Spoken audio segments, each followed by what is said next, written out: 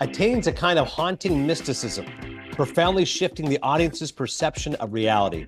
It is Kiarostami's finest work and one of the best films of the 1990s. Maddie Lucas from the front row talking about one of my favorite movies of all time, Taste of Cherry, we're reviewing here on Cinephile. I tell you what, with new movies, and we've got a good one coming up today, Sing Sing, which is a new film in theaters. But a lot of these movies I'm not really crazy about. Thank God my man Harry went and saw Alien Romulus. So he took the duty of watching the big budget, number one film of the box office. So Cinephile has you covered. I, of course, close to my heart, went and saw an indie movie with Sing Sing, Coleman Domingo's new movie. But I got to tell you, the old movies this week, I watched three of my top 20 favorite movies of all time. Taste of Cherry from Abbas Kiarostami, 1997, won the Palme d'Or at the Cannes Film Festival. The Secret in Their Eyes, which won, not the Julia Roberts. Let's make that clear right away. There was a crappy Julia Roberts remake. The original Argentine film, The Secret in Their Eyes, which won the Academy Award for Best Foreign Film 2009, one of my all-time favorites. And this is the big one. Wife and kids out of town, off to California. So I said, okay, I'm doing it. And my buddy John LeBoy, who is the biggest Krzysztof Kieślowski fan you will find along with me, I rewatched the Decalogue, which I've seen twice before. It is a 10-hour Polish film. Let's go. Come on. I was so pumped up. I had a weekend and I said to myself, can I knock this out like all day Sunday? I was like, this is like a marathon. I'm going to get up at 10 a.m. I'm going to sit in my basement. I'm going to watch 10 hours of Polish cinema. I couldn't pull it out. I ended up doing 5 and 5, but it was still awesome. And quite honestly, one of the highlights of the summer, 10 hours of Polish cinema. And I wasn't sure. I said to myself, I thought of my great Polish friend, Andrew Leszewski, who's one of the funniest people I've ever met in my life. And I said, Harry Krinsky. I said, oh, well, Harry's Polish, actually. So I Google, before we joined here, Harry, I said, what type of name is Krinsky? And now it says Jewish from Belarus. Habitational name for someone from any of the places called Krinki, K-R-I-N-K-I, which is not how you spell your name, K-R-I-N-S-K-Y, now in Belarus. So what is the origin? If you give me money, I would say Harry's Polish. Well, so first of all, when you sent me the rundown for the show and you put down 10-hour Polish movie, I was like, this guy's not fucking around. this is like, that is, I was like, not going to do that one. I'll see Romulus. Sure. 10-hour movie. I was hoping. So here's to let you behind the curtain, everybody. I'll send the rundown to Harry like on a Wednesday or Thursday, and then he'll surprise me by saying, "Hey, like today I was shocked." He was like, "Hey, I saw Taste of Cherry." I'm like, "Nice, let's go, Harry." Right. Iranian cinema, and I was like, if he tells me he watched the Decalogue, I'm going to fall off my chair. Like, there's no way. I thought about it, and then I was like, I just can't do it. It's 80 degrees out. I gotta go touch some grass. But I am Polish. You are right that there somewhere an I got changed to a Y at Ellis Island or something, Yeah. But yes, I got some Romanian in me and some Polish. All right, nailed that. Anyways, I'm going to go heavy with these foreign films. And by the way, I didn't even mention our wild card. Are you kidding me? We've got Ian Eagle today. Ian Eagle, man. He is one of the great play-by-play voices in all of sports. And the reason we're having him on is I also met him at the Emmys along with Joe Buck. And just like with Joe, we talked with the Entertainment Connection. He's buddies with Paul Hamm. Excuse me, what did I say? Paul Hamm. He's friends with John Hamm. And this time with Ian, it's amazing. I looked at his backstory. His dad was a stand-up comic. His mom worked in entertainment. So we're going to talk entertainment with Ian Eagle.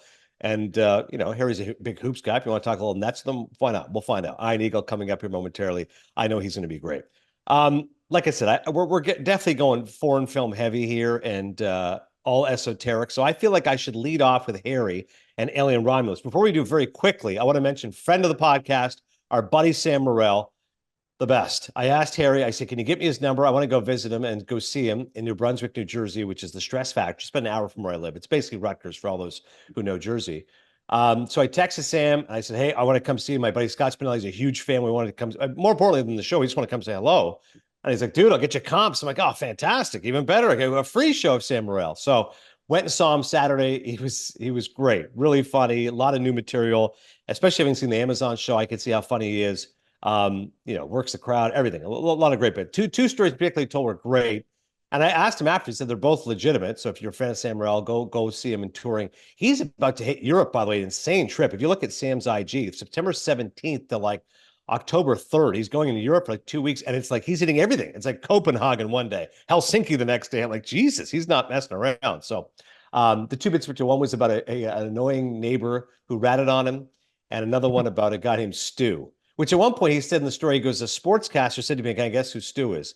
So when I saw him backstage, I go, "Who's the sportscaster?" He said, "Trey Wingo." I started laughing. I go, "I'm going to text Trey Wingo right now." I'm with Sam Morril. We tell the Stu story, but it was great. Probably the best part of it, Harry, was not the show itself. But then I texted him, "Okay, we come say hello." He's like, "Yep." And it's always tricky. You never know how long you can stay for. But he was so welcoming and so gracious. He didn't seem like he was in a rush. He was just having a drink. So I ended up talking to him for like an hour. I felt bad. I mean, maybe he's got things to go. Probably wants to go back to New York. But he was great. And of course, we shouted you out, talked to HGH. Anthony DeVito was there as well. I'm not sure if you're familiar with him, but he Oh yeah. opened. Also, a very funny comedian. Anthony knows who you are as well. So with the Rostov story. So thank you for the hookup. And everybody, make sure you go check out Sam. He's a really funny guy and he's crushing it right now. All right. Alien Romulus. Harry, you hit us off with the big movie of the week. So I love the Alien franchise. I do. It's like I don't know. There's something about it. That first I watched. I don't remember which one I got into first, but the first time I saw one of those motherfuckers like launch onto a guy's face, I was like, I'm in. It is such a good horror device. You are like, that is the scariest shit in the world. So I think I've seen them all now. I think I might have even seen like Alien versus Predator 2, and all those spinoffs are horrible, but the general Alien movies are good. Yeah. I like them. They know what they are. You know, they have an unbelievable commitment to hitting the same beats every single movie. Like if you have seen one, you know what's going to happen. It's going to be even down to like how many people are going to die. They do that. Romulus, no different. Okay, there is spoiler. Everybody dies except for one, angry woman, which is what happens in every movie. It's like a woman who's like, "I told you so," and then everybody else dies except her. I went in. First of all, I went in PRX, whole thing. $26 ticket. The everything's exploding at me. The with the perfect way to see Alien. It basically had the hits. It played the hits. The gunk was leveled up. Something that I thought was really cool, which I was listening to an episode of the Le Batard Show or some Le Batard thing, and I think Mike Ryan was talking about this. They didn't upgrade. The original movie came out in 1979. Their understanding of what future looked like was like weird analog buttons and all that stuff. They kept that. The spaceship looked the same. That's interesting. Which I thought was fun, and it was sort of shot clearly a direct homage to the original Alien, which I enjoyed as like I like that they didn't try to kind of chrome it up or anything. And the monsters were fucking scary. So it hit everything. I would say if you like the Aliens, you should go see it. So I was on Le Batard and Mike Ryan saw it and he was really excited about it. And he said, what do you think of aliens in general? Now Samson's terrified. He gets the willies and he's like, no, I can't watch those movies. And I said, well, it's funny, normally most sequels stink, but if you look at any list of like all-time great sequels, Aliens is generally on that list. It's like, Godfather 2 and not much else. Back to the Future 2, I like a lot as well. Aliens is T2 is a great one. Terminator 2, one of my brother's favorite movies. But it's a short list. But everyone's like, no, you look at Ridley Scott original, James Cameron the sequel. Like those are both really good movies. They both stand up. So Mike Ryan was trying to make the point. He said, if you just look at Alien Romulus, this is like an all-time great trilogy and comparable to Star Wars, which I thought was insane. But I said, you have to remove the crappy ones they made as well. I think that was the point of me and El Hassan. And that was the point you're making as well. You've also seen Alien versus Predator. Like so, those movies don't stand up. But if I said to you, first two Aliens and Alien Romulus, stack it up with the original Star Wars. So I guess it's called episode 4, 5, 6. So Empire Strikes Back and all that crap. Which one do you think is better? Can you make a case for the Alien trilogy? Is that insane? I think the only case, because obviously, Star Wars, just from a world building perspective, is doing something that Alien is not doing. Alien, you basically don't leave the spaceship. Right. Alien, the original Alien and the second one, really both of those 80s movies, from watching an old movie, especially a horror movie, which usually age faster because you're like, this monster is a guy in a puppet mask or whatever. Yeah. Ages better than the Star Wars movies. Like the first Alien is scary. It is so scary. And in a way that the Star Wars movies aren't, well, they certainly aren't scary, but they also aren't like as moving or as visually stunning to me as the kind of trilogy of Alien movies. So from that perspective, I agree with Mike Ryan. From end-to-end storytelling perspective, I'm not sure I can go there, but Yeah. I'll tell you, Romulus is better than any of these modern newfangled Star Wars movies, I think. Okay, that's the blurb we need right there.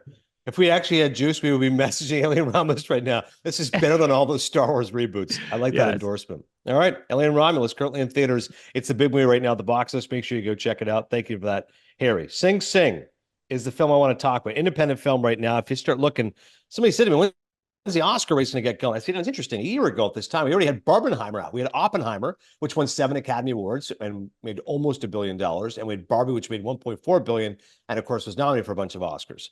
So this year you go, well, what the hell's going to get nominated?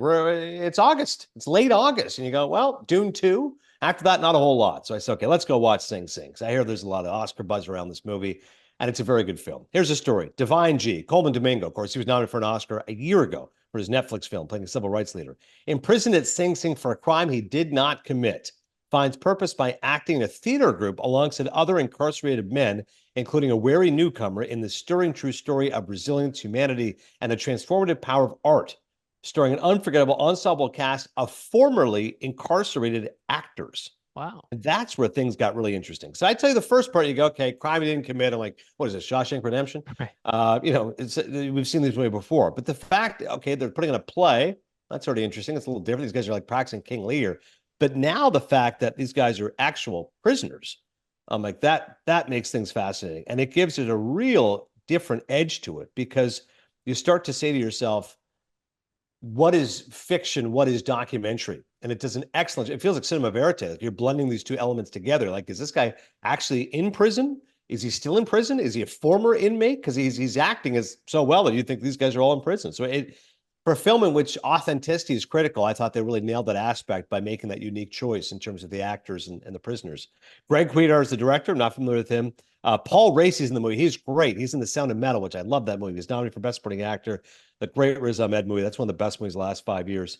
But I thought it was a really interesting movie. And again, there were some familiar beats as far as prisoners being incarcerated and, wishing for their freedom. I mean, at heart, it is a prison movie. But I thought the angle of using former prisoners or current prisoners and putting on a play made things fascinating. And it's an excellent showcase for Domingo.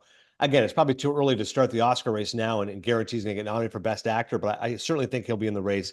He's got a couple of wonderful moments there in which he really deals with the power of, being stuck behind prison. He talks about, when you go up for your review, if it's a thin one, then you're okay. If it's thick, they don't quit. If it's thin, you win, something like that. And there's great emotions in there. It's a wonderful climax.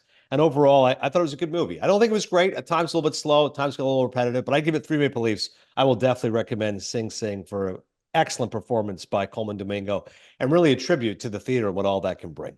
All right, that's our new movies this week, Alien Romulus and Sing Sing. Let's take a deep breath, folks. Here we go.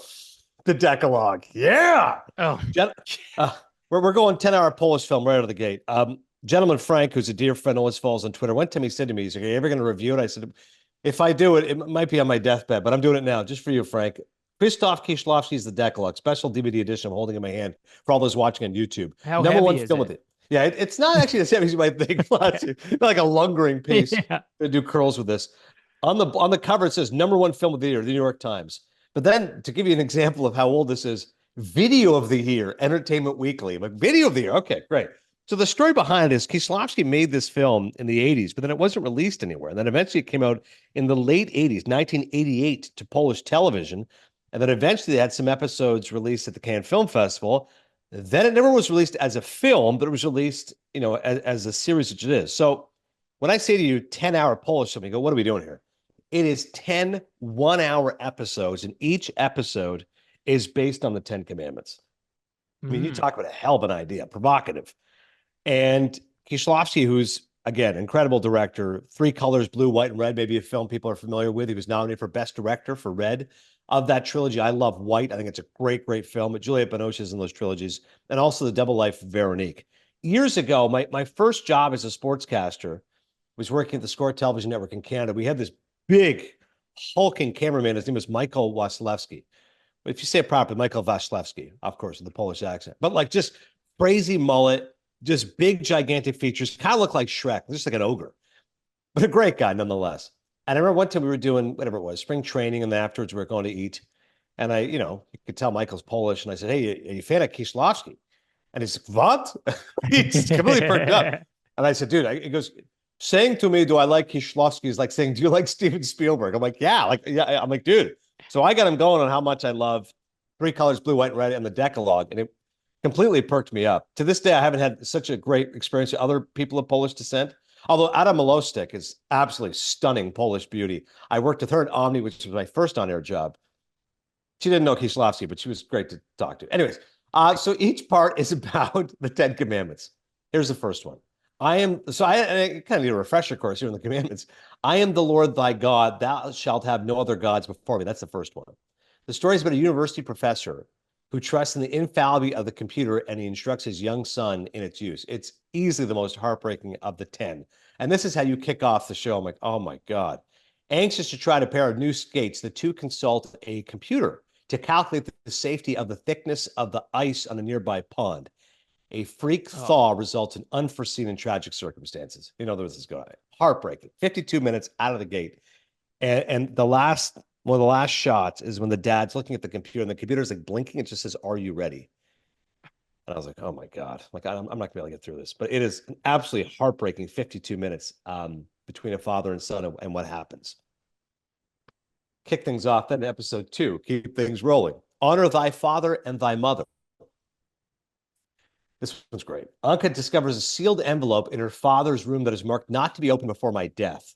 Inside is a letter from her deceased mother, which reveals that Michael is not her biological father. A complicated new relationship emerges as the two struggle with this revelation.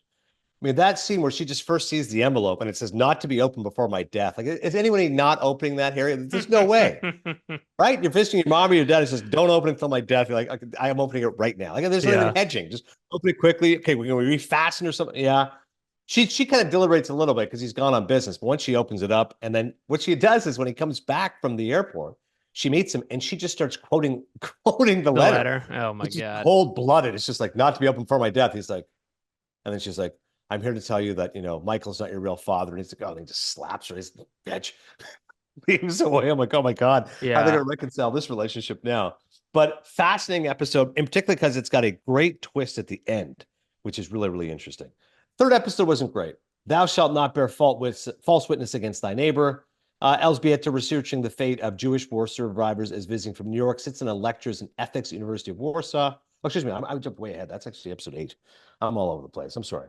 I don't blame you. You're sitting in the basement watching 8 hours of TV.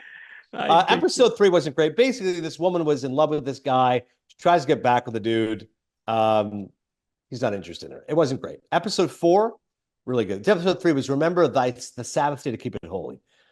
Episode 4, honor thy father and thy mother, is also a really good episode. Now, the ones that are probably the most famous are episodes 5 and 6. Episode 5 is thou shalt not kill. This is the only one that Kieślowski really made obvious as to what his intentions were. And he's like virulently anti-capital punishment. So he really just made this episode to make it clear what his opinion of that was. In case you're curious, I'll just read the synopsis better for episode 3. A married man's Christmas Eve festivities are interrupted when he is enlisted by an ex-lover to desert his family and spend it with her driving the streets of Warsaw as she searches for an errant new boyfriend. Under various pretexts, she manages to keep him out until 7 a.m., convinced this will now make her life normal. Oh, that's funny because that sounds good to me. I'm like, that sounds like an Eric Rohmer film. It is like an Eric Rohmer film. Episode 4 was the one that I just mentioned. So yeah, let's get into the killing. Jacek, a disaffected youth, randomly and brutally murders a taxi driver. Arrested, he has given Piotr, a young lawyer, to defend him. Jacek is put on trial, found guilty, executed by hanging. Is an eye for an eye just, and does the legal system in the name of the people and sanctioned by the government have the right to kill? Again, if you ask me my thoughts on capital punishment, I don't think I really particularly have a strong opinion. I mean, and I generally, I guess I would be probably, if you forced me to choose, I would say life imprisonment to me feels like a worse punishment than like actually being killed. Like if you get killed, you're like, okay, now I'm out of my misery. But Kieślowski makes a really powerful indictment of it, and It's a tough watch because the guy seems like a total prick. I mean, the guy, like, originally he's like this swaggering cocksure guy. I'm like, oh my God, like, what a dick. Like, like sometimes killers can be kind of charismatic. Not this guy. Like, he's just a loser. And like, he's overacting a little bit in the cab. He's getting this crazy look in his face. And then like, he starts choking up the cab driver. Like, this is awful. And then eventually there's this crazy shot. He lifts up this rock and bashes his head. And you're like, oh. But once you see the scenes with the lawyer, and the lawyer is, so well intentioned, it kind of takes on a different feel, and it does make the case a little more provocative. That one was at the Cannes Film Festival, did really well. The one that I love is episode 6. Thou shalt not commit adultery. Tomek, a young post office worker, is obsessed with Baghdad, the promiscuous woman who lives in the apartment complex opposite his building. He spies on her through a telescope, then he takes a job as a milkman, simply to air her ask, who is it, through the door. Obsession turns to love, and a meeting proves dangerous and pivotal for both. So this one I'm all in on, because he's a peeping Tom, so it feels like you're watching Rear Window or something. Yeah. But it becomes a little bit more than that. He's first of all not living with his mom. It's his friend's mother, because the friend ran away and he's not really sure what happened to his own parents. Like, okay, whatever. But he's, every night telescope checking out this woman. Guys show up, she's a promiscuous woman, etc. As I read, milkman, etc. Eventually, he sends her like these false claims that like she's to receive money, because he also works at the bank. Man of a million jobs here. He's at the bank, he's got the milkman job. So she shows up, where's this money, blah, blah, blah. He's like, I'm not sure, I'll check. Eventually, she gets mad. She's like, I've received like 2 notices that there's money for me. I don't understand. So she starts saying, where's your manager? Goes to the manager's explaining, I don't know what's happening, like, whatever. He ends up leaving after she leaves, and he's like, I'll try to get you the money. He's like, what are you talking about? And eventually he's like, I'm the one that sent it. And she's like, you sent it? He's like, yeah. He's like, I'm in love with you. And she's not sure whether to laugh or cry or just be disgusted, but she's like, like, leave me alone. Like, you're just a weirdo. But he can't leave him alone. Keeps on peeping. And he's like, then he confesses. He's like, I'm peeping on you. He says, I saw what you're doing last night, blah, blah, blah. I'm like, oh my God. So the next night she invites a dude over. She is promiscuous. I don't know if she's a hooker. She just likes to get after it. But she like makes sure the blinds are open, as they always are. But this time you can tell, like, she's kind of playing to him. She's like, oh, okay. And then eventually she tells the dude she's with, who's got this, this is late 80s Poland. I mean, it is as bleak and as miserable as you might expect. He's got like that Weird Al look. He's got like the thick mustache, the glasses, and she points at him. He goes to the guy. Now, I don't know how he gets to the guy. No, I think he kind of motions and he tells like the guy, hey, get down here. And I think the kid himself feels good. So he comes downstairs. He's like, hey, were you the one peeping? He's like, yeah, and just wallops him. I think like the one punch Mike Tyson knockout. The next day, he goes to give the milk to her, and like she starts laughing. Like she sees the look in his face. She's like, oh yeah, he taught you a lesson, huh? And he's just like, oh my God, like, you sick woman. Like it's weird. But then he says, listen, I want to see you, want to hang out with you, whatever. She's like, okay, fine. She takes pity on him, essentially. She's like, all right, fine, we go out. He starts telling her, like, I'm in love with you. And she's like, why are you in love with me? Like, you're like this kid, you're like 18, and I'm like this 35-year-old woman. Like, you don't even know anything about me. He's like, no, I'm in love with you, blah, blah, blah. Like, I just want to spend time with you. They go back to her place, and she's like, this is love. And like, kind of opens up her blouse and then just starts playing with herself. And he ends up climaxing without even doing anything. Like, he's just walking, and then maybe she strokes him for like 2 seconds. And then he's like, oh, and she's like, that's it. And he's like, and she's like, that's what love is. I'm like, just unbelievable, utter humiliation. He runs out. And then the next day, I guess she can kind of, I don't know, she doesn't feel that he's not peeping at her, but I think he doesn't come around the milk. So for a couple of days, he doesn't come around the milk. What happened to this guy, whatever. After a week, she gets worried. She goes to the guy's apartment, and the mom's like, yeah, he left. She's like, what do you mean he left? He's like, he tried to kill himself. She's like, what do you mean? And she's like, I don't know, something happened. I'm sure it was with you, I'm assuming, because why else are you here? And she like points at his room. I see a telescope. I'm assuming he's peeping on you, like whatever. Like, he's not my kid. He just does what he does. But yeah, I don't know what happened to him, but he tried to kill himself. He's in the hospital. She can I go to the hospital? He's like, no, he doesn't want anyone there, but he'll be back in a couple of days. So she goes to the, I don't know how much time passes, a week or 2 weeks. She goes to the bank, tries to look for him and stuff. She's got this forlorn look on her face.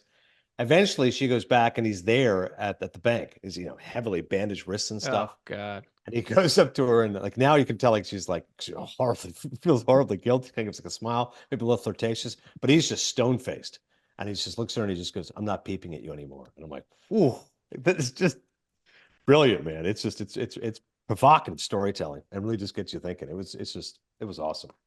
So go ahead. Well, so how? We were joking about it. Oh yeah. So what's the connective tissue? You're about to ask me. So 10-hour movie. But all the people live in the same apartment building, and there's one character who always keeps popping up, and they're not sure if he's Jesus Christ. He's literally just a guy, and you just see him like he's just randomly shows up. So like Huh. a person will be driving, and all of a sudden they almost hit him, and it gets so close with this guy. When the son dies, you see this guy just staring at the father in the distance. So like these film researchers ask Kieślowski, who is this dude who's in like every episode? He just like he's where's Waldo? He just randomly pops up. In the episode that I just discussed, I think he's like one of the people in the line at the bank. He's like turns around at one point, like this guy's unbelievable. Kieślowski wouldn't definitely say for certain, like when someone said it's Christ. Someone said it's kind of like, and I like this theory. I think it was Annette Insdorf, who's an incredible Polish scholar. She said it's kind of like Wings of Desire, that movie where it's like, the wings are observing what's happening with human nature, but they're powerless to stop it. So that's one concept. Go ahead. You may have had a different question. Well, I had that question, and then I'm curious about like, how like penetratable and for a mainstream audience is something like this? Like, is it when you're doing this, do you feel like you are doing worthwhile homework or like reading a big dense essay, or do you feel like you're watching a movie? So that's an excellent question. So going in, if I just see you 10-hour Polish, I'm like, Jesus, man. But honestly, and this is now the third time I've watched the Decalogue in its entirety. I'm trying to remember the first time I saw it, probably around 2000. So I think every 10 years I try to watch it. But it's actually more digestible now because in the era of binging, I feel like people just like crank them out. So, Ebert himself, and this almost makes the DVD worth it. He does like a 17-minute intro into it. He's a huge Kieślowski fan. Huh. He would teach the Decalogue when he was at the University of Chicago. He even says, he goes, I wouldn't recommend watching the Decalogue in one sitting. It's almost better as one episode, and then you think about the questions that are posed within it.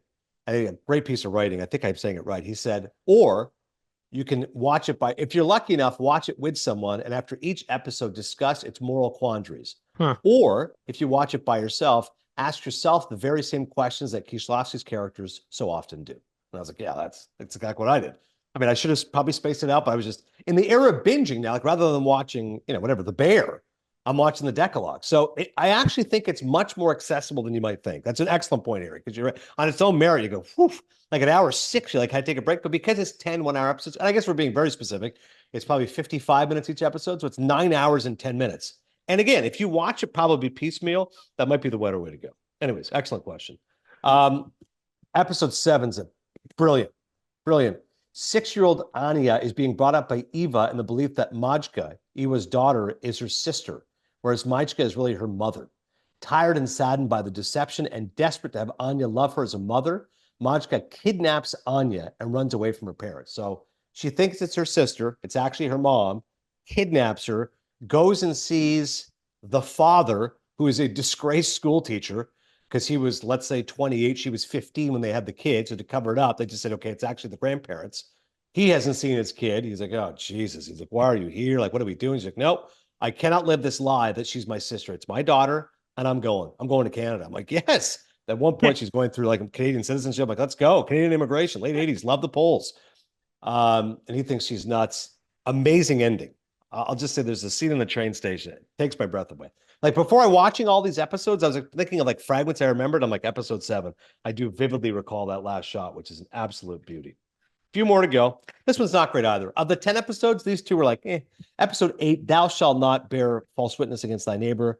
This was the one about the ethics professor that I talked about. Yeah. So Elżbieta, researching the fate of Jewish war survivors, visiting from New York, sits in and lectures in ethics, University of Warsaw. Zofia, an ethics professor, forced to acknowledge her past as Elizabeth reveals herself as a young Jewish girl whom Zofia refused to hide from the Nazis during the occupation. She was Catholic, didn't want to do it. Zofia explains the reason for the seemingly apparent cowardice. The long-standing sense of guilt is cleared while Elżbieta's faith in humanity is restored. It's a cool concept. That one it wasn't as good, I thought, in terms of execution. Normally in terms of guilt and survivors, that kind of stuff's going to be, 100%. I wasn't quite there, but he ends up strong with the last two, man. Woo. Thou shalt not covet thy neighbor's wife. That's a good commandment. Number 9. Good lesson. Yeah. Good lesson. Roman, a once promiscuous but now impotent doctor. I'm like, yes. Already, yeah. Yeah.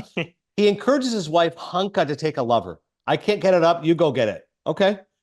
Consumed by jealousy that she may have taken his vice, spoiler alert, she did, he obsessively spies on her and learns of a relationship with Mariusz, a young student.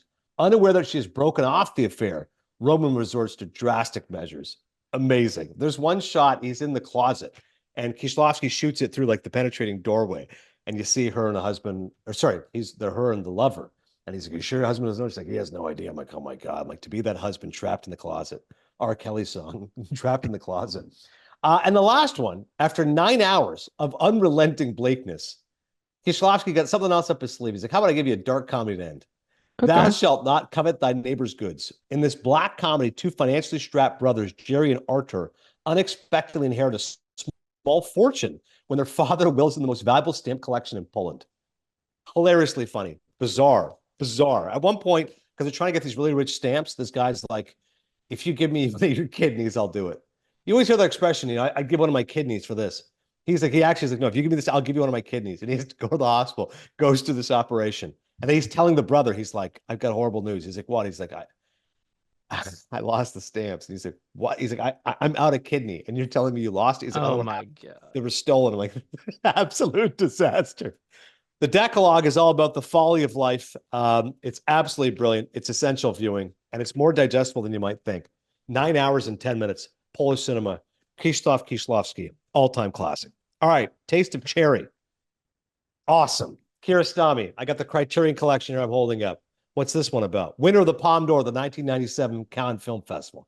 Iranian auteur Abbas Kiarostami's Taste of Cherry is an emotionally complex meditation on life and death.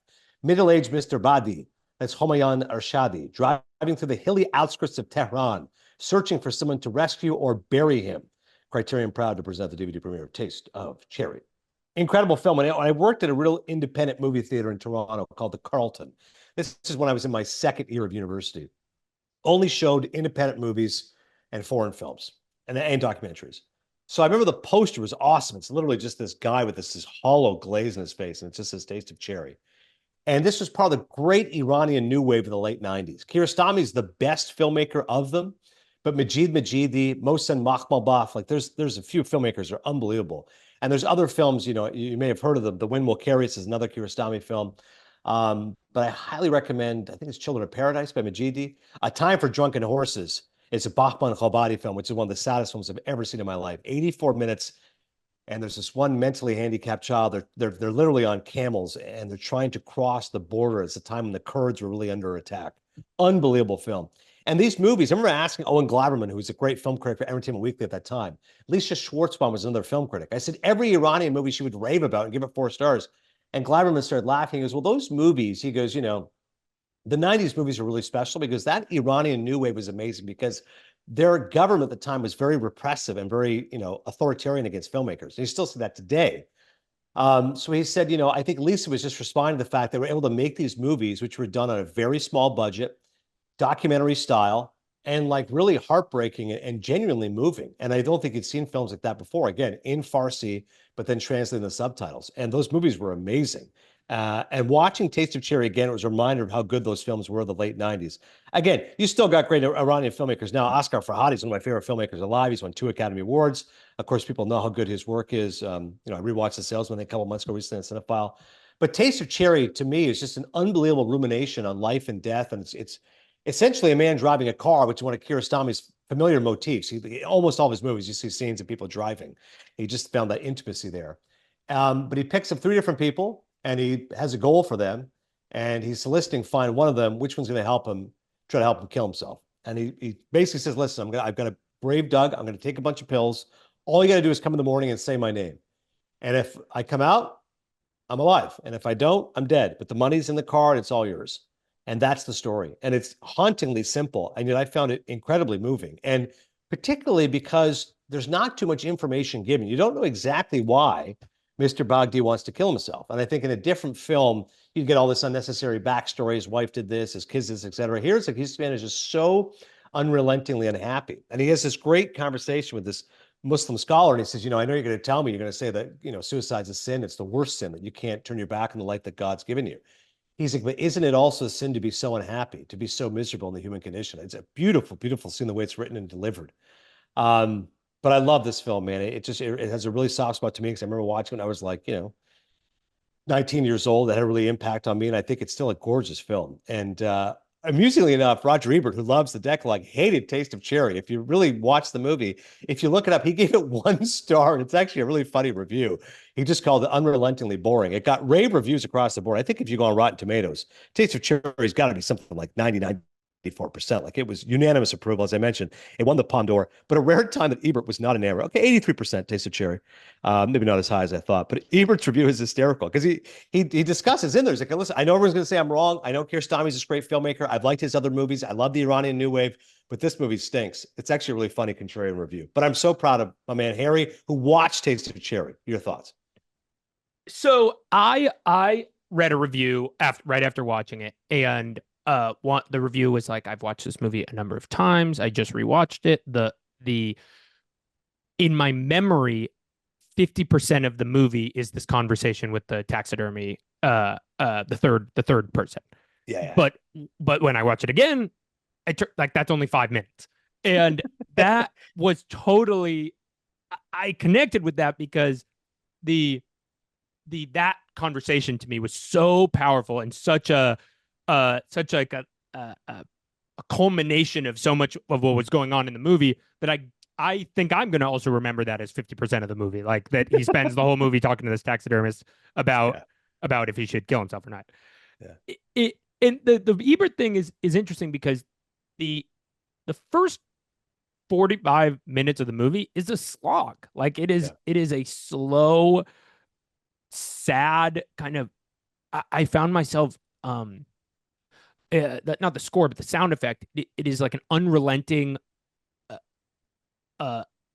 tires crunching on gravel. I was about to say the sound of gravel is something I'll never get over. It's just a constant. This guy's like the hilliest part of Tehran. I've never been to Iran, but I'm like, man, they got some hills and some gravel up there. I was like, I get, and my sense is that's on purpose. Like it was like unrelentingly grating, which is what life is when you are depressed, you know?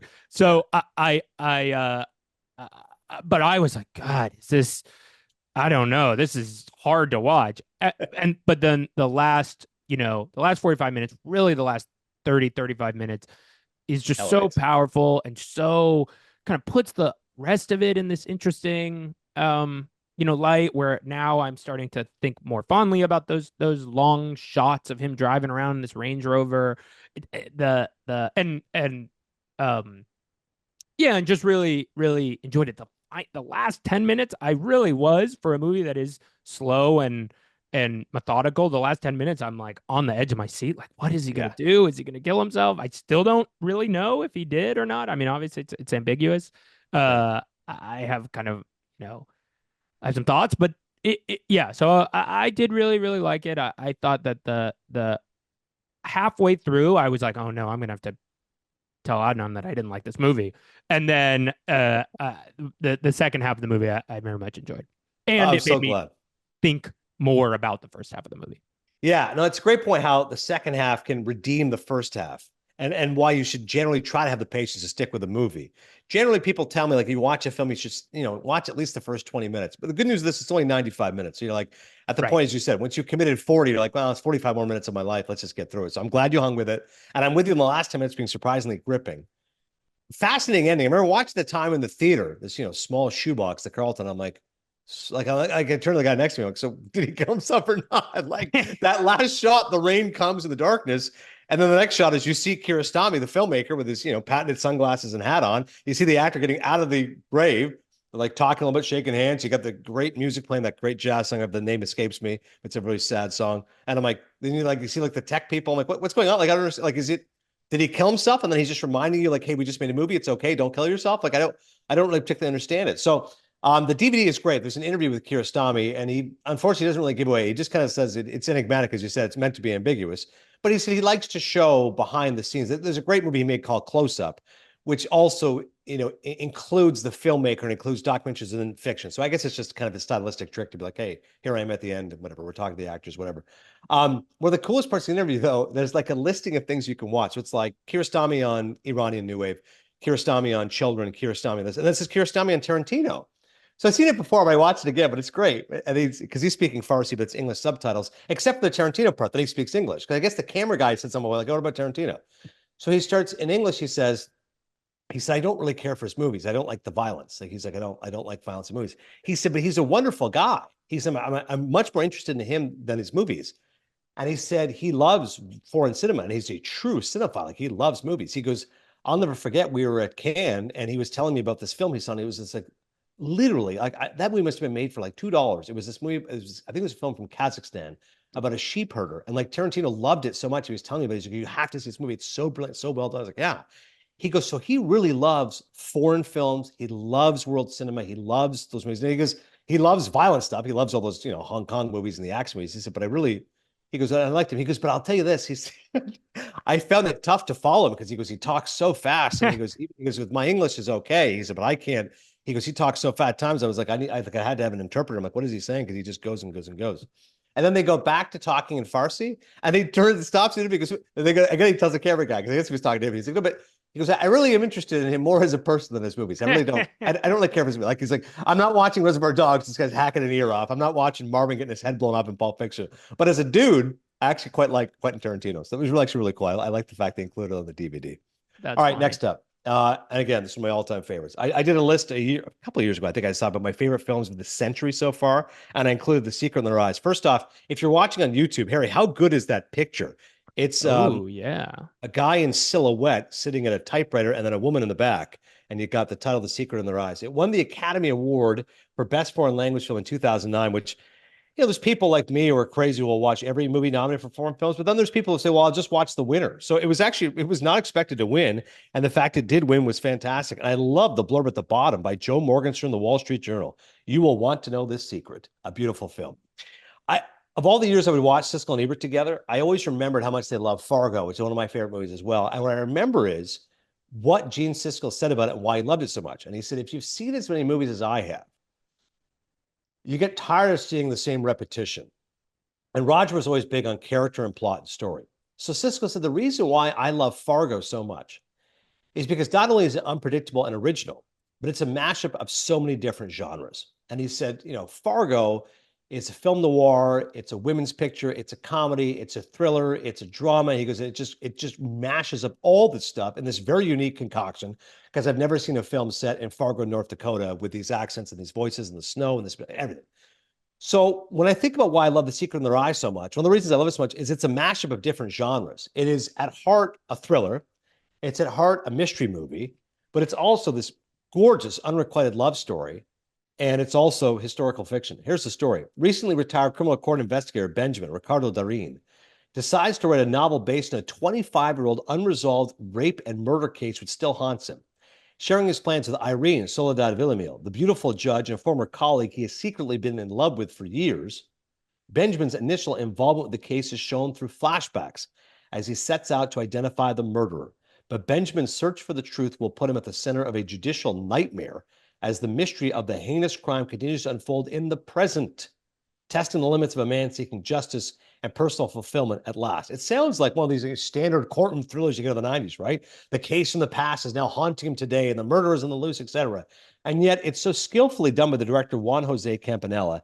And the reason I love it is it mashes together all those genres. Again, back to Ebert. I read his review yesterday. He gave the movie 4 stars. And he said of Ricardo Darin, he looks like a man who's just born to have a beard, which is a great line.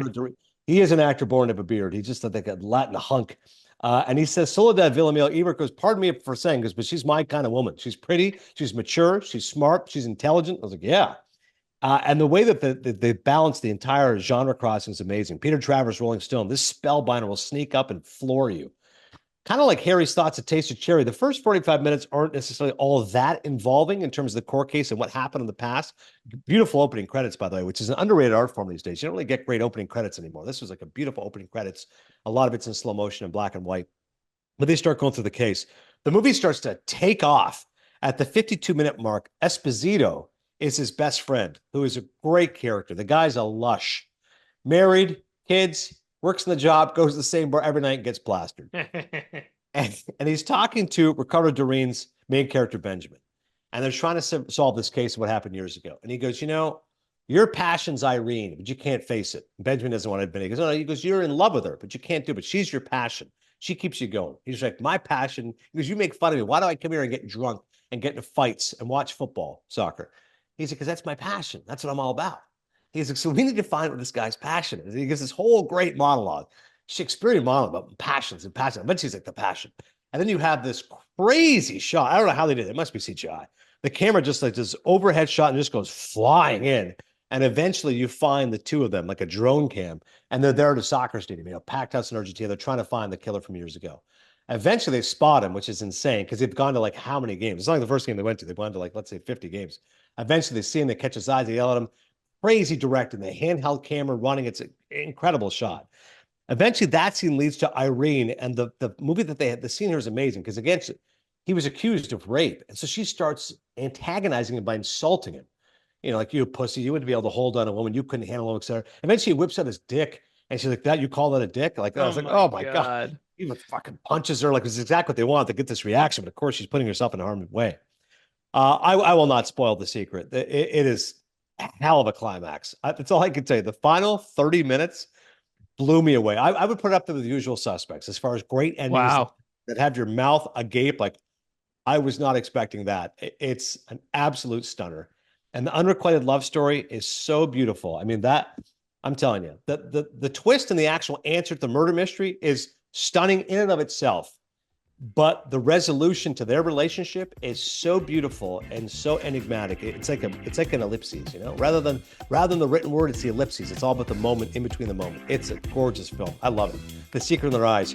Make sure you check it out. All right, so to recap, Alien Romulus, Sing Sing, The Decalogue, Taste of Cherry, and The Secret in Their Eyes. And now it's time for our wild card. Well, it's such a pleasure bringing in one of the best broadcasters in the land. He has been a legend for all those years, ever since he graduated from Syracuse. You know Ian Eagle from his work on CBS, primarily doing NFL, and of course, his college basketball work. Now the number one guy. He's also on Turner, of course, because of TBS and TNT during March Madness. He's the voice of the Nets. But most importantly, after reading Brian Curtis's riveting profile of him in The Ringer, I did not realize Ian's entertainment connections. He is the son of a prominent comedian who used to be featured in the Catskills, and his mom was a wonderful singer as well. So I'm sure we'll talk some sports as well, but it's a pleasure to bring in the great Ian Eagle, winner of 8 Emmy Awards. Ian, great to see you, man. Adnan, this is a real honor, and I love the idea of blending sports and entertainment. That's always been a big part of my approach to the job. So what you've been doing on this podcast is tailor-made. It is right in my sweet spot. So honored to be a part of it. No, I appreciate it, man. I was going to say it's arguable who the best play-by-play guys are, but you're easily the funniest, and it makes it makes sense. That's indisputable because when I look back, and by the way, it was after I met you at the Emmys. You were so kind, you were so gracious. I got to meet you, got to meet your son Noah, met your wife briefly as well, and I told you Stephen Oling, by the way, remains your biggest fan.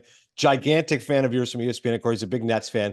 But I go back, I tell our buddy Bill Pito, our mutual friend, he's moonlighting on NHL Network. And I tell Billy, hey, I got to meet Ian Eagle finally. He's the best. He's like, hey, he's great. He goes, you ever read that Brian Curtis article? I said, no. He goes, you got to read this article. He goes, his background's insane. And I said, yeah. He goes, he used to, he would organize his own Little League practices. I go, what are you talking about? He goes, just read the article. So that specifically is the fact that your parents were on the road. You would make phone calls to get rides from friends. So let's go back to the beginning. Dad, a comedian, mom, a singer, on the road all the time. How did you make it work? Yeah, the fact of the matter was I had no idea that this was abnormal in any way, not abby-normal, but abnormal in any way. And I just rolled with it. I was very young when I realized that I had to do a lot on my own and just make it happen, or it was not going to happen.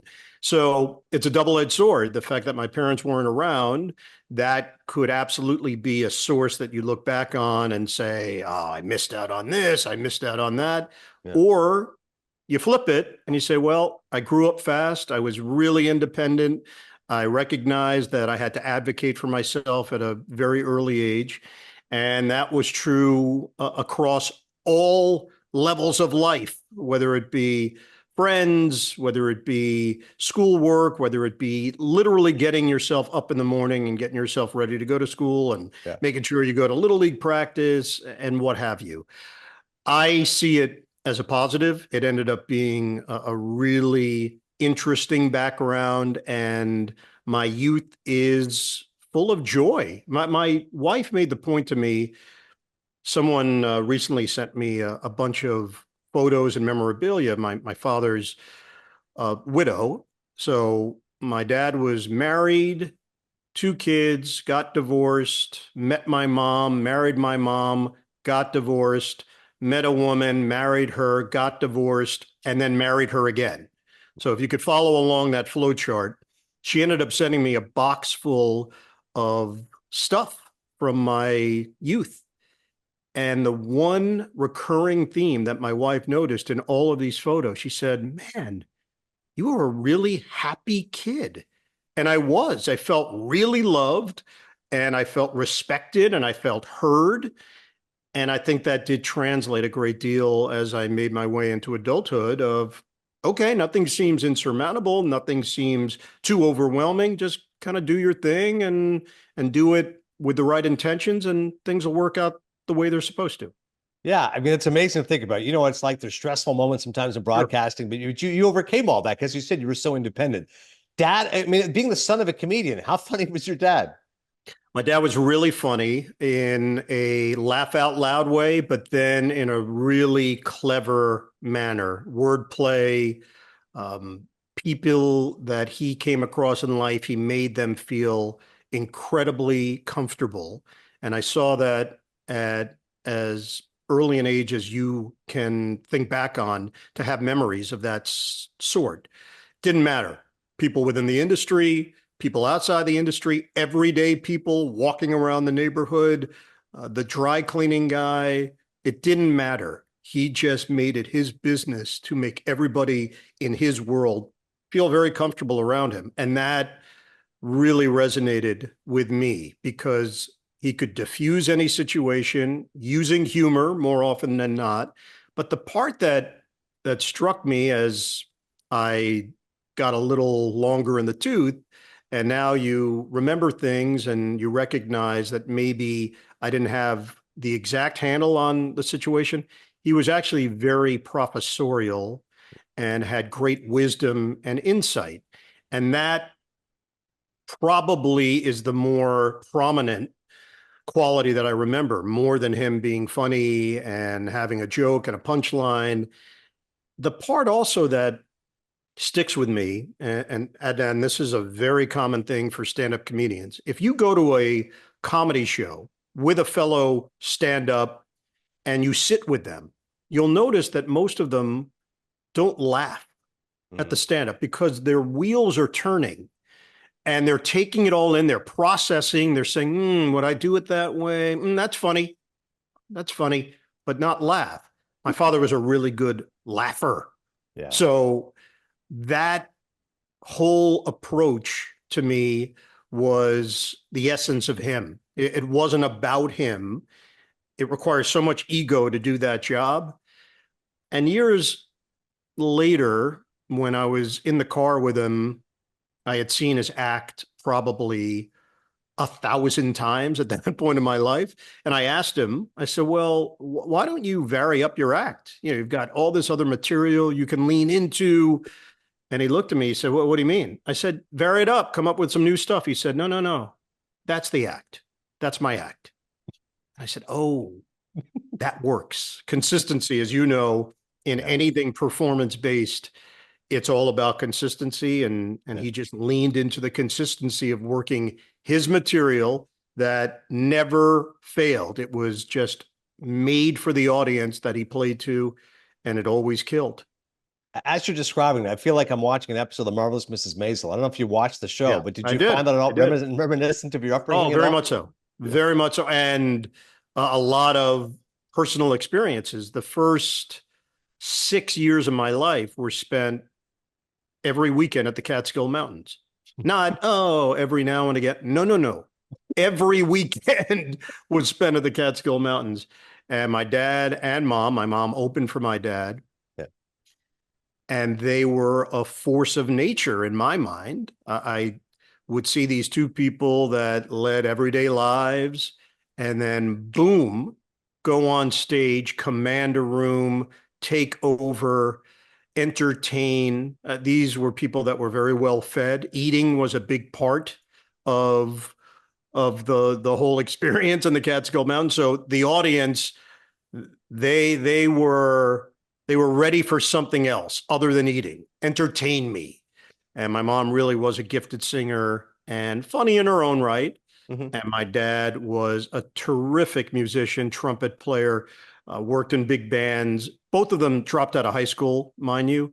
Dad went to Erasmus Hall High School in Brooklyn, dropped out at 16 years old to travel with a big band, ended up playing with Buddy Rich and the like. My mom grew up in Chicago, was a child radio star in Chicago, and elected at the age of 15 to leave high school. My dad read the New York Times every day, and my mom did the New York Times crossword puzzle every Sunday and finished it. These were two people that did not graduate high school. So it was a different time. It was a different era. Their intellect was very high.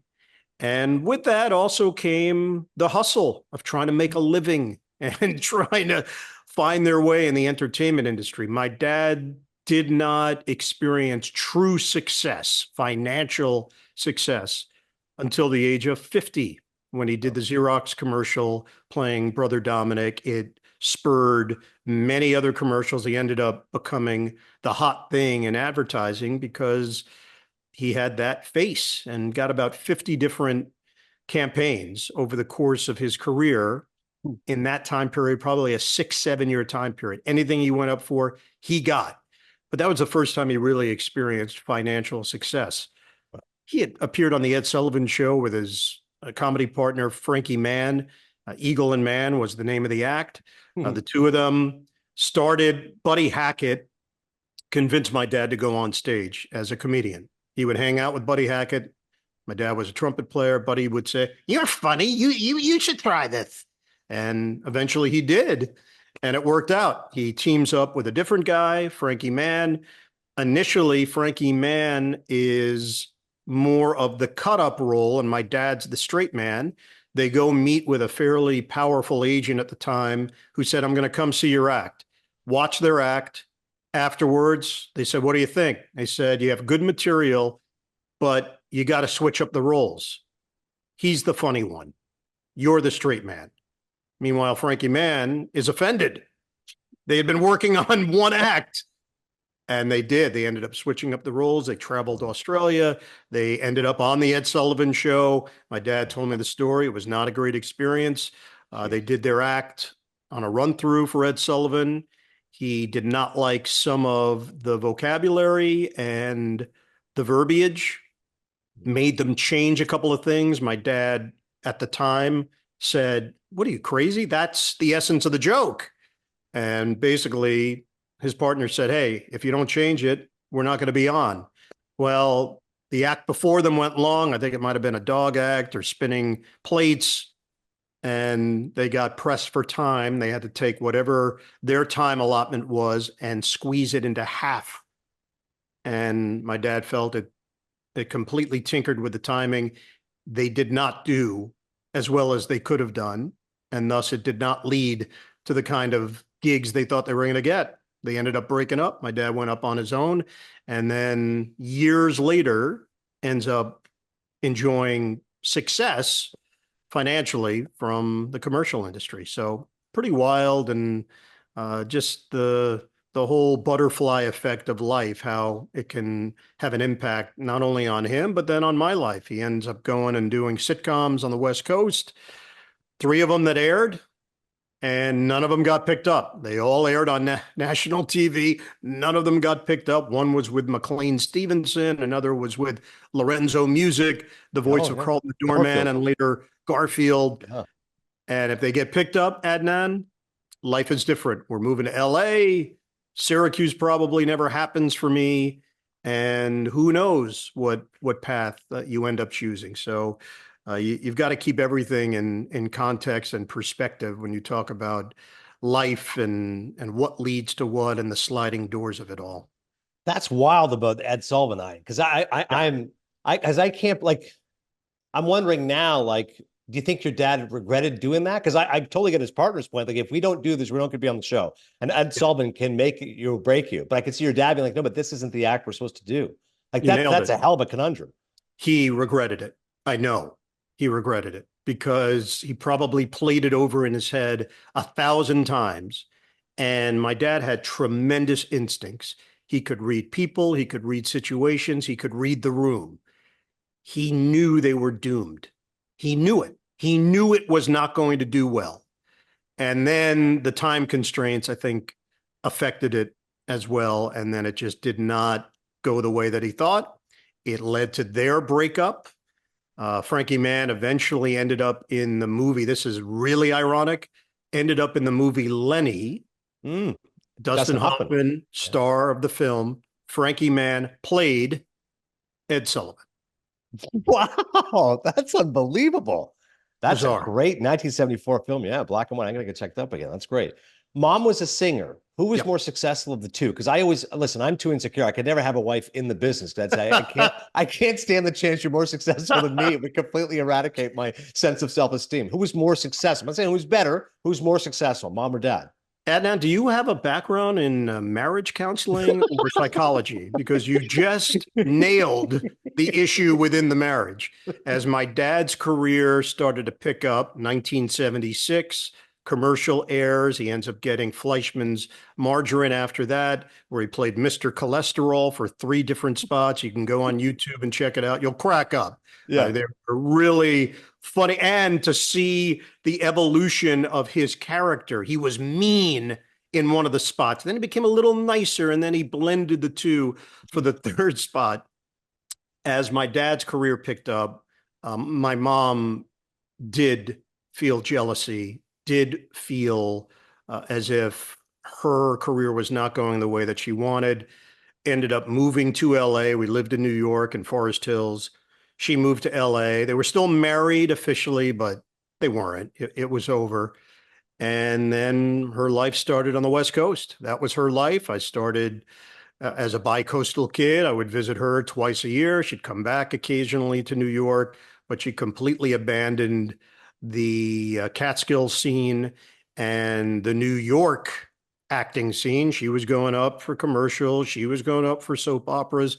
Yeah, she ended up getting One Life to Live, General Hospital, bit parts here and there, a bunch of plays, and one that I remember in particular, the mom from Risky Business. So Tom Cruise's mom, when the egg cracked and they had the scene with the mom and the dad.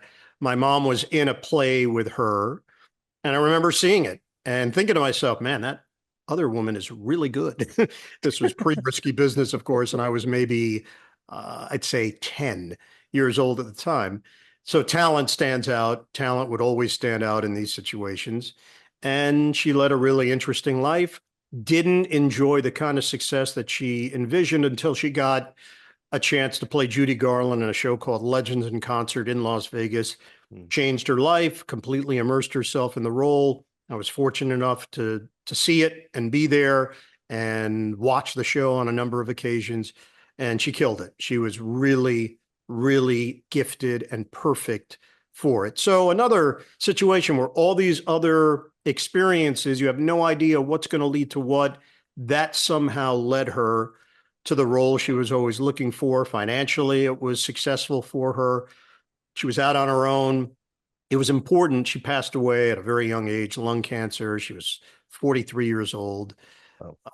But for her to enjoy that success, I think she needed it for herself. And in a strange way, she needed me to see it. She needed me to see that she could do it without my dad, without any connection to him, do it on her own and make something of herself. And she did. That's very cool. They both got to achieve that. It makes me think about, like, in our business, people say to me, are these actually the best sportscasters? Like, if I said the best play-by-play guys are you and Nance and Buck and Michaels, or is there somebody out there who's really gifted? They just never got that chance, never got that break. And so my friend and I were arguing back and forth. He goes, well, I think eventually if somebody's really good, they will get seen. And I said, but maybe that person doesn't want to leave their gig. If someone is, the voice of the Dodgers, let's say, I mean, whatever, they just, you would know Joe Davis, obviously. You know what I'm saying? Like, it's just because we're on a national level, it doesn't necessarily make us the best. But at the same time, I'm with you that the cream does rise to the top, the best get recognized. How do you reconcile that? Yeah, I grappled with that theory during college because I was at Syracuse University. Everybody that was there that was involved in the broadcasting program, college radio, college TV, had aspirations, and nobody knew exactly what the path would be. And I thought that I was good, that I had developed a skill that could translate to the next level being a professional broadcaster. But I didn't know exactly how that was going to take place. I had confidence. I thought that if given a chance, I would prove that I could do this and do it well. But how does it happen? And that plays right to what you're discussing. Are there highly talented people that never get the opportunity to do it because they didn't play their cards the right way, or they took the wrong opportunity, or they pissed off someone within the business who then held them down? There's so many different permutations here. The one thing I always went back to is, and this goes back to our day, less now, but the tape doesn't lie.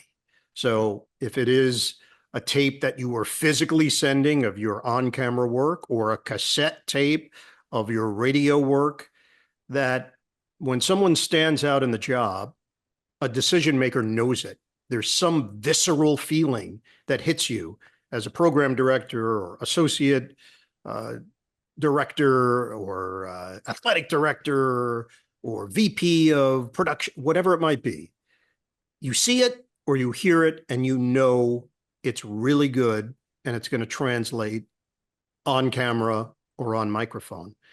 But there are people that get lost in the shuffle or never quite get the, or don't have the personal skills to then handle all that. I'm sure, I know you've been around people in your various jobs that you think to yourself, man, really talented.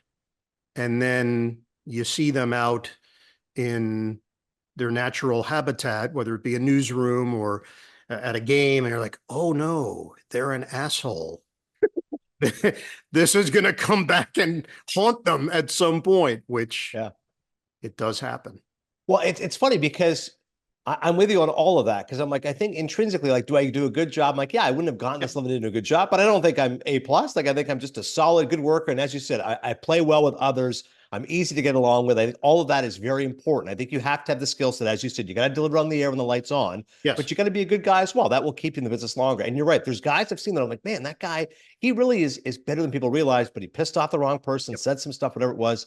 But then sometimes I'll go the other way, which is, I would think, oh my God, I don't belong at ESPN. Then I see some of these anchors, I'm like, this guy's actually not that good. I'm like, you know what? Like, so right. Like George Clooney one time said that. He goes, it's not that I thought I was that good. It's just that I thought, well, I could definitely do what that guy's doing. So sometimes it goes the other way too.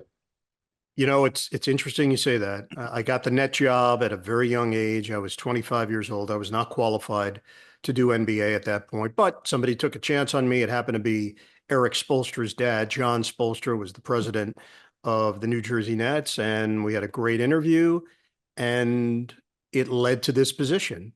And I remember the night before the first game, and I thought to myself, I was brushing my teeth. I'd looked in the mirror. We're in Houston, Texas, and I'm about to go to bed. And the next day I'm going to be an NBA broadcaster. And I had that seed of doubt that hit me in the moment. Like, dude, what are you doing here? Are you in over your skis? And then I pulled myself out of it and I said, well, wait a second. There are 30 NBA teams. So that means there are 30 guys on TV doing this, 30 guys on radio doing this. So 60 play-by-play announcers are doing this, not network, local. I said, are 59 people doing this better than I am and more talented than I am? And without even going through a list, I just thought to myself, no, there's no way. There's no way. And that's what calmed me down. I just thought to myself, you can do this. You're ready. You do have experience. You have to lean on that. And you're a quick learner, quick study. And it is a little bit of the fake it till you make it. And now I look back and I'm 30 years in to doing Nets basketball. That's the longest running job that I've had. That was 1994. We're in 2024. And there have been a lot of announcers that have come and gone. And I just thought to myself, dude, you got to have confidence. You got to have conviction. And You've got to exhibit that when you go on the air. Have command of what you're doing, and that's probably been what's carried me through a lot of unknown waters here and there. You know, I got a opportunity when I was at CBS. I got a phone call from someone saying, "You do boxing, right?" Like, that's a leading question. Yeah. I said, "Yeah, yeah, no, I do the hell out of boxing." "Oh, great. We have 4 fights. We want you to do." I was like, "Okay." Yeah. Had no background, none whatsoever. I was a fan of boxing, and I threw myself into it and immersed myself and showed up for that first fight. And it was David Tua against Obed Sullivan in Las Vegas. And I knew very little about what I was about to do, but studied, prepared. The executive producer of CBS Sports at the time, Terry Ewert, happened to be there in Vegas at a convention. And after the fight, pulled me aside and he said, "You sure that was your first?" I said, "No, that was it, man." So I try to remind myself of these moments. Track and field, same deal. Golf, same deal. Tennis, same deal. You have to do all of this for the first time at some point.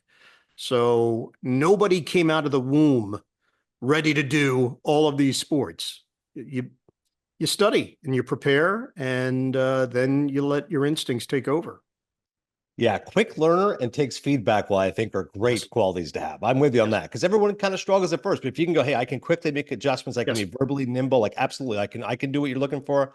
I remember calling volleyball once, similar to your point. Don't know anything about volleyball, but like again, study the work. You have a good analyst, you have a professional with you. Yeah. Lean on them, lay out as much as possible. Right? It's so I do So boxing funny. as well. Same thing. They go, "Have you ever called boxing to zone?" I go, "I've never called it. You'll be fine." I go, "What?" They go, just kind of call the action jab here, right here, tell a couple stories. Holy shit, he got him! Like that's all it is. It's the same thing. And I'm like, okay, like it's formulaic to a point. Yeah, two things hit me. One, I also called volleyball, so similar to you, no background. I had seen the C. Thomas Howell film, Side Out, right, with Courtney Thorne-Smith and Peter Horton. So if I was ever in doubt, Adnan, I would say side out. That's all I knew. And then the boxing thing, the funniest part about that, I show up. Now, I had never been to a boxing match. So I talked to the executive producer the day of the first fight. He said, "I'm going to take you to lunch." So we go to the lunch at MGM Grand. I order chicken wings. He got a Caesar salad, and we're eating our lunch. He said, "Well, what's your background in boxing?" And I'm like, "All right, I'm doing this thing. The fight's in 8 hours, so it's happening." I said, "Well, Terry," I said, "look, I've never done a fight." And he said, "Really?" I said, "Yeah." And he's taking a bite of his Caesar salad. I said, "Look, truth be told, I've never been to a fight.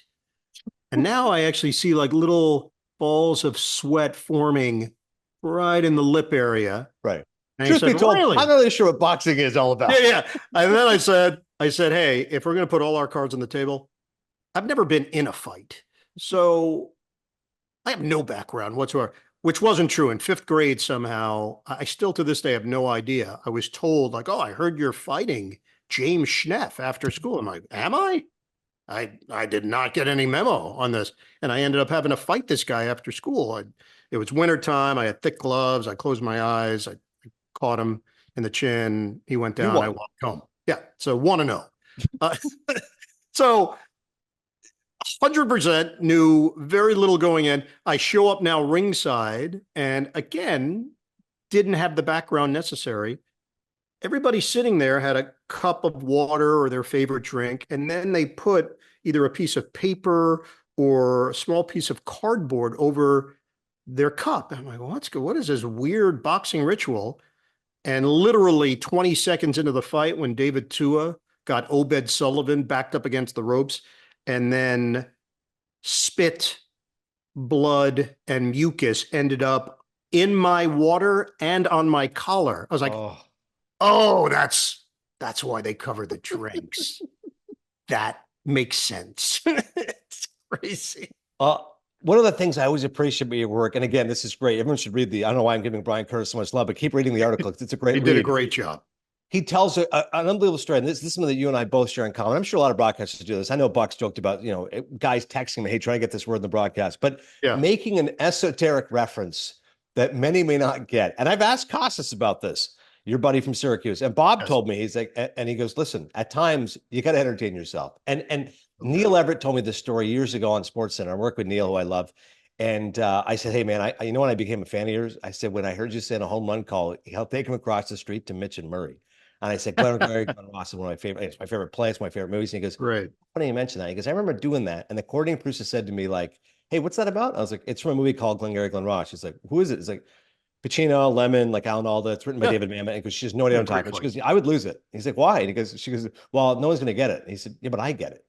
Yep. To that end, in the article, they mentioned there's like a touchdown. I don't know, it's a Taylor Swift, whatever it was. I think it was a Taylor Swift. And you made a reference to one of her songs. And Charles Davis has no idea what you're talking about. But anybody caught it thinks it's brilliant. And I'm like, that's Ian Eagle at his best. You nailed the call. That's the important. Of course, I'm not taking away from the action. I'm not making it about me, but I had a little bit of spice, a little bit of sauce that if you get it, you say that's brilliant. Yeah, I appreciate that, truly. I realized doing Nets games all those years, I was doing them in relative anonymity in the New York market. The Nets weren't rating very high. Within the NBA, the Nets were not exactly a hot topic of conversation. And it was me and Bill Raftery doing the games. Bill is a fountain of sayings, non sequiturs, exclamation points. And he would do it in a manner that was really entertaining, even though it didn't seem to have a connection to what just happened in front of you. But in his brain, it did. So I learned a great deal just sitting next to him and being around him. He didn't have anything written down. It wasn't like he jotted down on the hotel pad. All right, here's 9 things I want to get into the broadcast. No, it's truly coming from his fertile mind. And after a while, I think just by osmosis, I realized, hey, this keeps the crew engaged. It keeps your partner into it. And yes, there is a segment of the audience that does get it. And it's very subtle. And there's a fine line. If you throw out 30 of them over the course of a broadcast, I'm not sure that's the way to do it. But you can do things wink, wink, as long as you're not hurting anybody, mocking anybody. Self-deprecation, obviously, is always accepted and often encouraged because people can relate. And that's all I've tried to do is be a bit relatable and allow the audience to feel like, hey, we're in it with you in some way. But Raph, a lot of it was based on just how he approached the job. He was having a blast, and you could tell. And that rubbed off on me. And we were not necessarily primetime viewing in the New York metropolitan area, but I knew that we were enjoying each other's company. And then the finite number of people that were watching, they were enjoying it as well. It's amazing. Raph's one of those guys like my buddy Tim Kirchin, like 1,000% approval rating. Like you can't get anyone to say a bad word, but Sean McDonough tells me Raph stories like you. It's unbelievable. It's true. 30 years of calling Nets basketball. Favorite celebrity Nets fan? Whoopi Goldberg? I don't know if she's an actual Nets fan. I'm not sure. I haven't seen her at a game in quite some time. There was a stretch where Ethan Hawke was going to a lot of games. I'm like, man, I think he's a Nets fan. He lives in Brooklyn. Then I saw him at a bunch of Knicks games and I realized, oh no, he likes basketball. That's cool. Jay-Z was a Net guy for a while. I thought, all right, Jay-Z and Beyonce were showing up. They were literally sitting 15 feet away from me. It got to the point where I was nodding to Jay-Z as I walked by to my broadcast location. And he was nodding back. I'm like, all right, now we're entering a very surreal part of Nets history. Beyond that, there are some repeats that have popped up time and time again. Seinfeld was at a game and I ended up making a reference. It was a game winner by Joe Johnson and we got a shot of Seinfeld right at the end of the game. And I said the shot was real and spectacular. Yeah, that's right. And it had a reaction of some sort. He was at another game and I think I said something to the effect, I gave out a stat. And then we had a shot of him and I said, and yada, yada, yada, the Nets won over Washington, the other, whatever we can do to make it light and keep it moving. Recently, I would say there have been more more celebrities entering the Nets orbit than in previous years. Brooklyn has definitely helped on that front. There were not a lot of celebrities showing up at the Meadowlands, in my experience. Yeah, that makes sense. All right, I've kept you long enough. Let's finish up with this. Christopher Guest, the great filmmaker, of Yes. course, Best in Show and Spinal Tap, all the rest of it. I met him years ago at ESPN, and he was a great guy, and he knew who I was, which made it even more wonderful. But Oh what I my remembered gosh. about him was that for a guy who's so funny, who's made so many comedies, he's a pretty serious guy. And when I asked him what Yes. he was into, he's mainly just watched documentaries. And to your point about comics, you're bang on. They never laugh. They just go, "Oh, that's funny." And I'm like, "Okay, well, Yeah. if you thought it was funny, you would have laughed. You wouldn't have just said that's funny." But they distill it in that clinical way. Yeah. All of which is to say, you're a very funny guy. But I'm curious what kind of movies you enjoy. I'm assuming you like some comedies, but you tell me what some of your favorites are. Yeah, I would say that we probably came from a similar movie background in 70s, 80s. You had these seminal movies that just had an impact on you, and all of them would fit in that category for me, from Animal House, Blues Brothers, Stripes, on and on and on, and then the sports side of it certainly played a role. But anyone that says like people push it, I feel, with the sports theme where Yeah.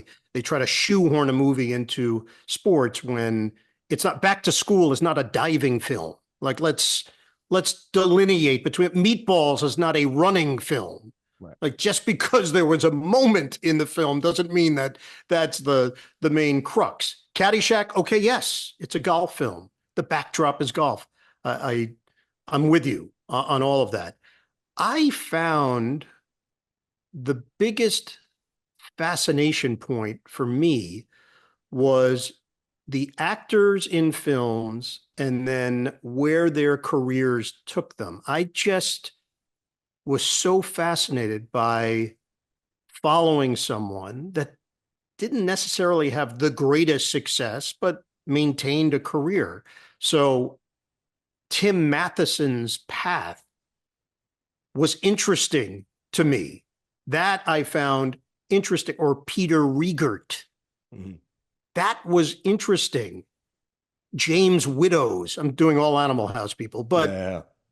all of that I found that, well, no, he became a director. He was in Crossing Delancey. I later popped up in a number of CBS shows just as a guest star. So I think that's what spurred a lot of it for me. Pre-IMDb, if I was at a cocktail party, forget it. I was just a wealth of knowledge. Now, when people can just go, bup, bup, Yeah. bup, bup, now, oh yeah, he was in this. He was like, no. You had to know that. That was Yeah. important knowledge to know which actor came from which film and led to this and that. That was really what motivated me as I was learning entertainment. But look, you can name all of the major motion pictures of the last 50 years, and odds are I saw them not once, but multiple times. And I appreciate really good cinema. I appreciate now excellent television, which it's morphed into, to see Presumed Innocent and every Wednesday get excited about it and not binge it, watch it like you used to feel like you were excited about the next episode. I was in a film, certainly not saying this as a flex by any stretch, but it just spurred the thought. Jake Gyllenhaal, Southpaw. I played reporter number 2. Oh, the And boxing movie. Yeah. yes. And in that film, my role actually ends up being fairly important to the storyline. I do not want to ruin it for anyone that's never seen the film, but the scene I'm in leads to a key part in the plot. So I fly to Pittsburgh. How did I get this role? The guy that I lived across the hall from, freshman year, Jason Blumenthal, ends up wanted to be a movie producer. His dad was in the industry, had produced Hill Street Blues. He does it. He ends up he's produced some really major motion pictures and calls me up and says, "Hey, I got this thing. Do you want to do it?" I had to leave for the French Open like 3 days after he called. I was like, "Well, when is it?" He's like, "Tomorrow." I'm like, oh. So boom, I fly to Pittsburgh. I do not get the script because they don't want the script out there. And we get finally on set that night. I get up the script. I look at it. I think to myself, all right, I don't think this is great how it's written, but fine. Director is Antoine Fuqua. And we do 2 takes. And now Fuqua comes out and he calls me over. I'm like, oh shit, am I blowing this? And he said, hey, you're doing great. You're excellent. He says, are those the words you would use, though, in a press conference setting? I said, honestly, no, I would not. He goes, oh, no, okay. You just say what you would say. I'm like, oh, I'm now writing the script. I'm writing Southpaw.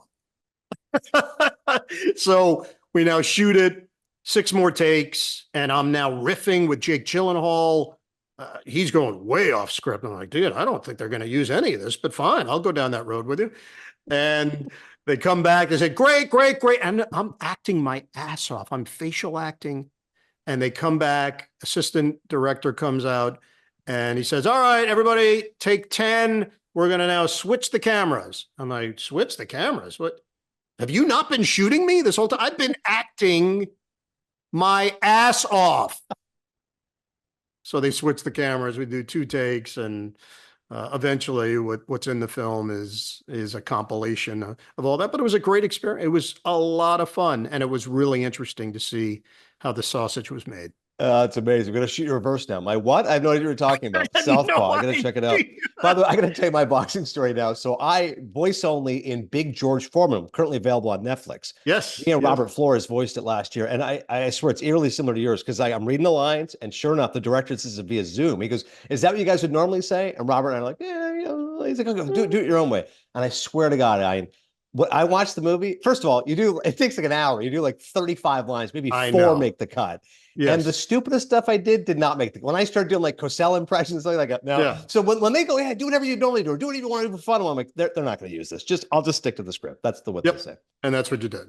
All right, last thing. And I just on a poignant note here, it struck me, obviously your son Noah's having such great success. And I told him and you at the Emmys how great he was in that Nickelodeon, because it's a common fallacy. People think, oh, you're a sportscaster, your kids must love sports. I'm like, no, of my 4 boys, 2 do, 2 don't. Yep. And the one who didn't, it's the first football game he's ever watched in his life because it was Nickelodeon and he loves SpongeBob. So I told Noah, you've got to do this again. He was locked in. I have no idea what the stats were. I still don't even know who won the Super Bowl, but I know that Patrick was fantastic and he's biting his nails and like it was great stuff. But it made me think about your dad didn't achieve success till 50. Mom passed away at 43. And now one of your boys, Noah, is calling the French Open. Like he just called my beloved Canadian team losing at the Olympics. Like that's crazy how that's come full circle. Like you had parents who did not achieve success. Now you have a son who's achieving extraordinary success early in life. How do you reconcile that? Yeah, mind-boggling more than anything else. My wife and I looked at one another first during the French Open. The opening stand-up is him, Mary Carrillo, and John McEnroe, which ends up being the last broadcast that NBC does at the French Open after a 40-year affiliation. And it's Noah taking them off the air. And I'm thinking, like, how the hell did this happen? My wife and I looked at each other, and I've worked with Mary and I've worked with John. So I've had experience with, and they're both great. And he's sandwiched in between them. And we looked at each other like, what? How? Why? And it happened. And then the Olympics, same type of emotion. The back-to-back games against Serbia and against France, and the drama that took place. I said to him, dude, you could do this 50 years. You probably are not going to get 2 more impactful basketball games than what you just did. And that does not mean that he's not going to do big events in his life. What it does mean is he just happened to do a couple really early in his career. Really proud of how he handled himself, how he's navigated his way through this wacky business, even at a young age. He knows how fortunate he is. He does not take it for granted. It has not given him a big head. And he's the same person that we sent off to Syracuse, where my wife turned to me as we were driving away. You get on 81 to then get to 380 to 80 to get back to where we live in New Jersey. As we pull up on the highway, we've now unloaded his stuff, set up his room, met his roommate, met his roommate's friends, did the goodbye hug, all of it. we just pull onto the highway, and my wife, who also went to Syracuse, turns to me and says, "Is he going to be any good at this broadcasting thing?" And I turned to her and I said, "I don't know." Because I really don't know. You don't know until they're actually doing it. So I think back to that moment a lot. It's been pretty incredible, and he's very much aware of how fortunate he's been, and he doesn't take any of it for granted. Yeah, two thoughts on that. One, people in this business can be supportive, but also incredibly jealous. So many people Sure. go, "No, Eagle, Nepo baby," and then did you listen to him? Did you listen to that Serbia game? Did you listen to that France game? This guy's pretty Right. freaking good. So he's clearly silencing any of those. Thank you. And to your point about father and son, this goes back to Ivan Reitman. Actually, his son Jason Reitman's a filmmaker, of Sure. course. Up in the Air does very well. He gets nominated for an Oscar. I'm talking to a friend of mine. It's like, "Oh man, that's too bad for Ivan." I go, "What do you mean?" He goes, "Well, his kid has now surpassed him. His kid was nominated for an Academy Award." I said, "Any father worth his salt always wants greater success for their kid." He goes, I go, no, you ask any father in the same industry, unless you're a complete sociopath, of course you would want greater success for your own son. Ding, ding, ding. Though you just hit on something. There are people that do feel the way you're not supposed to feel. And for that, I would not be able to relate. That is completely foreign to me. Of course, you want your kid to do better. You want him to do better. And I think Noah takes it all in stride, fortunately, and has a really good head on his shoulders, and understands that this is not easy. Right. And what he's doing is pretty remarkable in the grand scheme, but he doesn't see it as anything beyond the norm. He really is taking it one step at a time with each assignment. All right, last one. I've kept you long enough, but this one's self-indulgent for me. So, Harry, when I met Ein at the Emmys, I told him, "Listen, I've always been a fan, but it went to a next level after you told the John McEnroe, Nikolai Davide story on Richard Deitz's podcast." This is a good reminder, everybody out there. You can be the face of CBS Sports for decades, but somebody here's on a Richard Deitz podcast. You know what? I'm locked in. So tell that story just for me. Yeah, so quick version of it. I'm working with John McEnroe at the French Open. John is excellent on the air, as we know, notorious for not going to production meetings and also showing up about 5 minutes before airtime. So you out of sight, out of mind. You don't see him. You're not around him. It's not like the whole day you're talking about the match. You're talking about the two players. None of it. And yes, to the scouting report, he shows up 5 minutes before the match. And the match is Rafael Nadal against a French wild card, Nicolas Delvilde. That's his name. I ask everybody in Paris, basically, how do you say this? And everyone says, well, it's Nicolas Delvilde. I said, there's a question mark at the end. They're like, oh, Delvilde. I said, okay, I'm going to do it. Nicolas Delvilde. I practice in the mirror. I practice again. John comes to the booth. He's got a Knicks hat on sideways. His tie is undone. His jacket is hanging off his finger. And he comes in like the Tasmanian devil, like whoosh. And now we've got 5 minutes there. I go, hey, John. Yep. Yeah, good to go. All right, we got Nadal and we have Nicolas Delvilde. He says, what? I said, it's Nicolas Delvilde. I've checked with everybody. He says, no, it's Nick DeVilder. I go, well, no, actually, it's Nicolas Delvilde. And John looks me in the eye and says, it's Nick DeVilder. Went, okay. Nick DeVilder. And guess what it was the entire match? It was Nadal against DeVilder. So I love the fact that you like it said like it's a question mark. It's Nikolai Davide. Am I questioning Delvilde? Yeah. Tremendous. Unbelievable. The great Ein Eagle. You can make sure you listen to him on CBS, of course. NFL is kicking up soon. You'll hear him on Nets games. You'll see him in college hoops. The best combo I could pay you. Again, you're the funniest play-by-play guy, and you're great at your job. But in this business, which is a small one, everyone raves about you. Back at ESPN, years before I met you, Mike Yam, Anish Shroff, Stephen Oling, Bill Pito, Scott Van Pelt. There's so many people that you hear Ein Eagle's name. It's the best. I do have to close with this, though. How much do you hate the movie Iron Eagle because you choose to pronounce your name I and you've been called the eagle has landed for how many years? Yeah. Adnan, this obviously hits me in a very tough spot because I fought like hell for people to say my name correctly. And I understood it was not normal. Beverly Hills 90210 helped. The emergence of Ian Ziering helped. That's true. So I had that working in my favor. But in 1986, Iron Eagle comes out with Jason Gedrick and Academy Award winner Louis Gossett. And that became the bane of my existence, not just for that year. Everyone's like, oh, hey, what's up, Iron Eagle? I'm like, yeah, okay, again, it works fine. Iron. They make a sequel, Iron Eagle 2. So now it extends.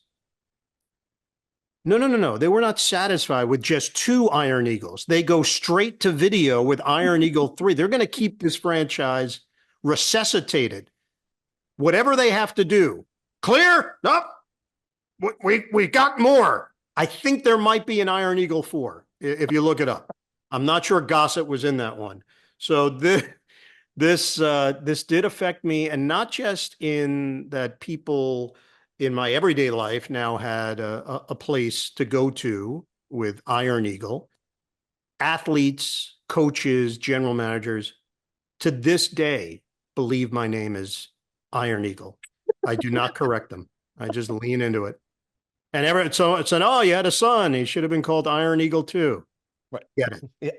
And to that point, again, back to Christopher Guest, I said to him, how do you react when people like quote like your lines? And he goes, it's the worst. He said, just now a guy was miking me up. And he goes, hey, don't worry. This one goes to 11.